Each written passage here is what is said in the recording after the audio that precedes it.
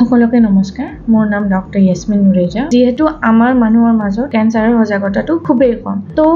আমাৰ তাৰ পৰা মোক ডেইলি বহুত পেশেন্টে ক্যান্সাৰ বায়োপসিৰ ৰিপৰ্টটো পঠায় বহুত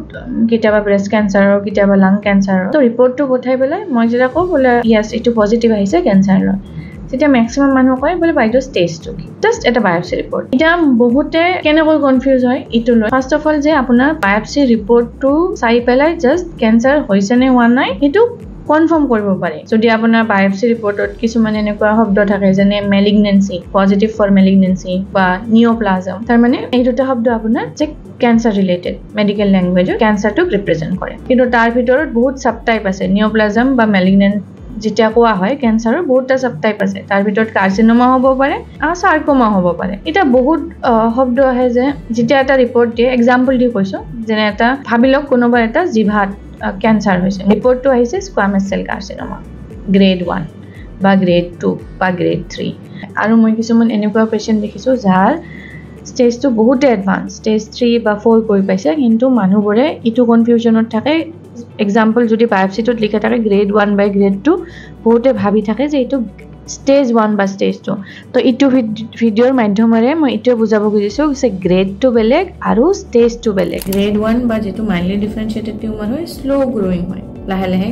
বাঢ়ি যোৱা গ্ৰেড 2 টো হৈছে গ্ৰেড 1 ত কৰি অকমান বেছিকৈ বাঢ়ি যোৱাৰ ক্ষমতা আছে বাট গ্ৰেড 3 বা যেটো পলি ডিফাৰেন্সিয়েটেড যেটো একদম সোনকালে বাঢ়ি যোৱাৰ আশা থাকে বা বাঢ়ি যাব পাৰে হিততকৈ গ্ৰেড 2 টো কম যেতিয়া মই বুজাইছো গ্ৰেড 3 বা পলি ডিফাৰেন্সিয়েটেড হেইবোৰ টিউমাৰ সোনকালে বা বেছি উগ্ৰতাৰে এগ্ৰেসিভলি আগবাঢ়ি যায় স্টেজ 2 আপোনাৰ জাস্ট ক্যান্সাৰ যত ফৰ্ম হৈছে তাৰ উছৰে পাছৰে বা দেহাত কলৈকে স্প্ৰেড হৈছে বা দেহাৰ কোনো বা বেলেগ অংগ বা উজৰে পাছৰে বেলেগ কিবা অংগ ইনভলভ হৈছে নে হোৱা নাই হিটোৰ ওপৰত আপোনাৰ স্টেজ 2 নিৰ্ধাৰিত এটা স্টেজ 2 ক'ব গলে স্টেজ 2 তিনিটা বস্তুৰ ওপৰত মেডিকেলি আমি চাও টিউমাৰটোৰ সাইজটো কিমান যেটো বস্তু আমি সন্দেহ কৰিছো ক্যান্সাৰ বুলি বা টিউমাৰ বুলি হিটোৰ সাইজটো কিমান হিটোৰ ওপৰত নিৰ্ধাৰিত কৰিব আৰু সেকেন্ড হৈছে এন বুলি ক'লে নোড লিম্ফ নোড বুলি যেটো অংগ আছে দেহাত লিম্ফ নোড সকলোৰে আছে আপোনাৰো আছে মোৰো আছে কিন্তু কিতাবা কিছুমানৰ ইনফেকশন বা ক্যান্সাৰ হলে লিম্ফ নোড ইনভলভ হয় আৰু লিম্ফ নোড কিমান ইনভলভ হৈছে কিমানটা ইনভলভ হৈছে তাৰ সাইজটো কিমান আৰু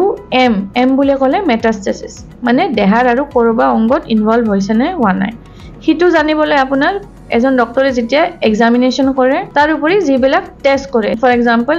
মই এজন মুখমণ্ডলৰ ক্যান্সাৰৰ পেশেন্ট আহিছে মই সিটি স্ক্যান বা এমআৰআই কৰিছো বা এখন সিটি চেষ্ট কৰাইছো বা এন্ডোস্কোপি কৰাইছো হেইবোৰ জানিবলৈ কি বেলেগ কৰবাত আৰু ইনভলভ আছে নে নাই বা ওভাৰঅল কিতিয়াবা যদি এডভান্স ডিজিজ থাকে আমি এটা পেট স্ক্যান কৰি আনো তো মই এটো ভিডিও এই কাৰণে ক'ব খুজিছো এবাৰ নহয় মই এশবাৰে কম